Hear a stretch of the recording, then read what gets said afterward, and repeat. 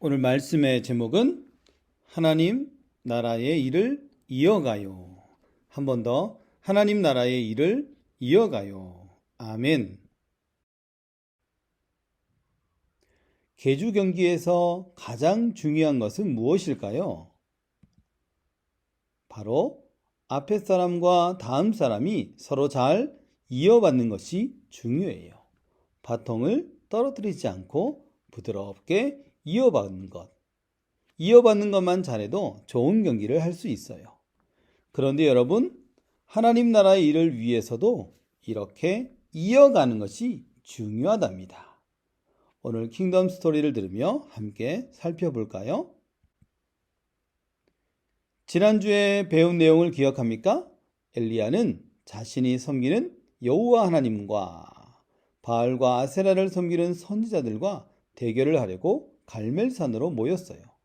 그리고 각자가 섬기는 신에게 기도하여 불로 응답해주면 그 신이 참 신이라고 대결을 펼쳤어요.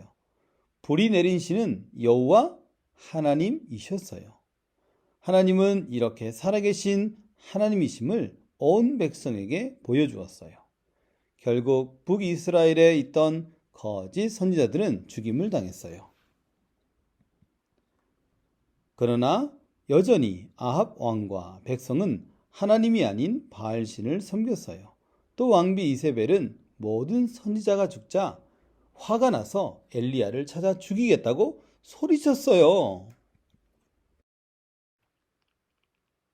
엘리야는 이 소식을 듣고 크게 실망하며 멀리 도망갔어요. 하나님은 절망에 빠진 엘리야를 부르셔서 마지막으로 한 가지 사명을 주셨어요. 엘리야야, 너는 아벨 무올라 지역에 사는 사밧의 아들 엘리사에게 기름을 부어 내 뒤를 이어 선지자가 되게 하거라. 엘리야에게 마지막으로 주신 사명은 바로 자신의 뒤를 이어 일할 선지자를 세우라는 명령이었어요. 엘리야는 하나님 말씀대로 엘리사에게 찾아갔어요. 그때 엘리사는 12겨리소를 사용하여 밭을 갈고 있었어요. 겨리는 2마리의 소가 끄는 큰 쟁기였어요. 엘리사는 12쌍이나 되는 많은 소를 데리고 밭을 갈고 있었습니다. 엘리야는 밭을 갈고 있는 엘리사를 쳐다보았어요. 그리고는 엘리사에게 다가가 자기 겉옷을 벗어 그 앞에 던졌어요. 이게 무슨 의미입니까? 당시에 옷을 벗어 던져주는 건 어떤 중요한 자리를 물려준다는 의미였어요. 엘리야는 하나님의 말씀대로 겉옷을 엘리사 앞에 던져 자신을 이어 선지자가 되도록 부른 거예요. 엘리사는 어떻게 했을까요? 엘리사는 엘리야를 따르기로 결심했어요. 제가 저의 부모님과 인사하고 오도록 해 주십시오. 그리고 따르겠습니다. 엘리사는 돌아가서 자신이 하던 모든 일을 정리하고 엘리야의 제자가 되어 그를 따랐습니다. 시간이 흘러 엘리야가 이 땅에서 해야 할 사명이 끝이 나 하나님께로 갈 때가 되었어요.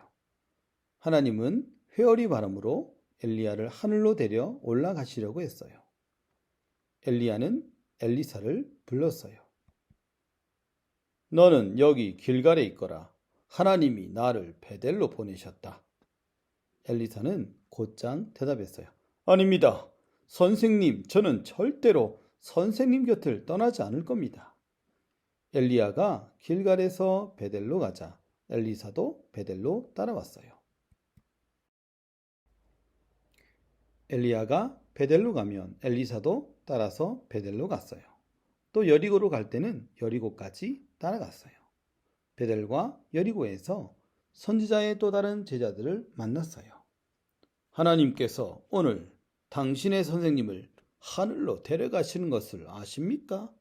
그때마다 엘리사는 나도 알고 있으니 조용히 좀 하세요 라고 대답했어요. 마침내 엘리야는 하나님이 자신을 부르신 요단 강가에 도착했어요. 엘리야와 엘리사는 요단강 앞에 서 있었고 따라오던 50여 명의 제자는 멀찍이 서서 이 둘을 지켜보고 있었어요. 그때 놀라운 일이 일어났어요. 엘리야가 겉옷을 벗어 물을 내리치자 물이 좌우로 갈라진 겁니다. 두 사람은 마른 땅을 밟고 강을 건너기 시작했어요. 강을 건너가면서 엘리야가 엘리사에게 물었어요. 이제 곧 하나님께서 나를 데려가실 터인데 자네는 내가 무엇을 해주면 좋겠는가? 한번 말해 보시게. 엘리사가 대답했어요.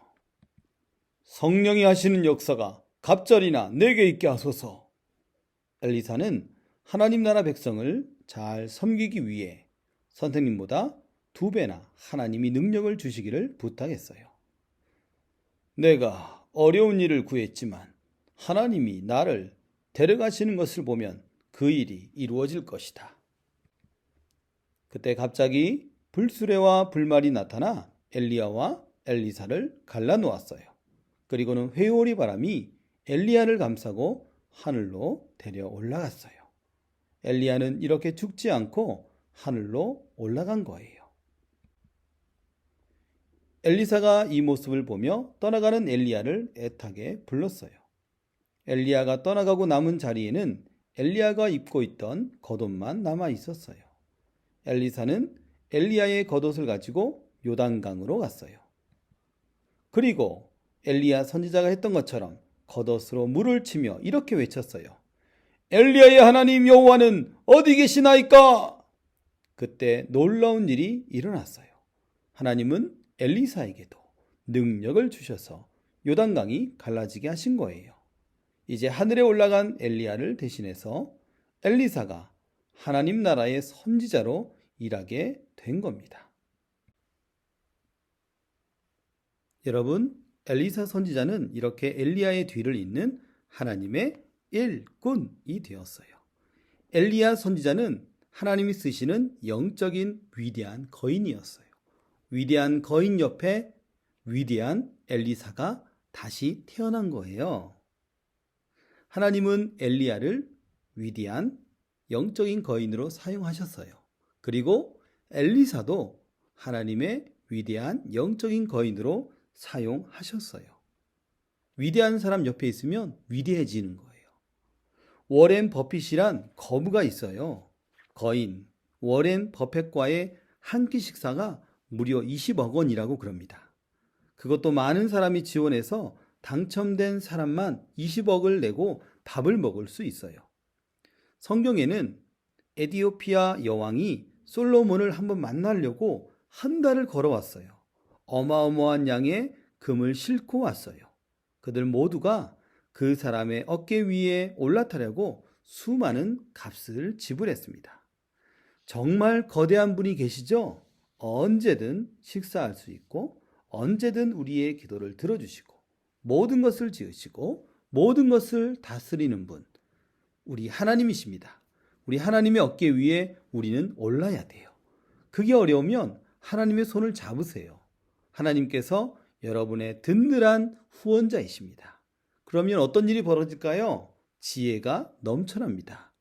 총명하게 됩니다. 무엇보다 성령 충만하게 됩니다.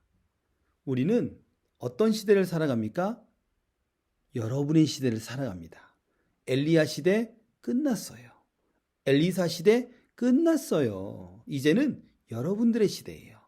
더 놀라운 성령의 일을 하는 우리 모든 언양교회 초등부 친구들이 되길 진심으로 바랍니다. 아멘.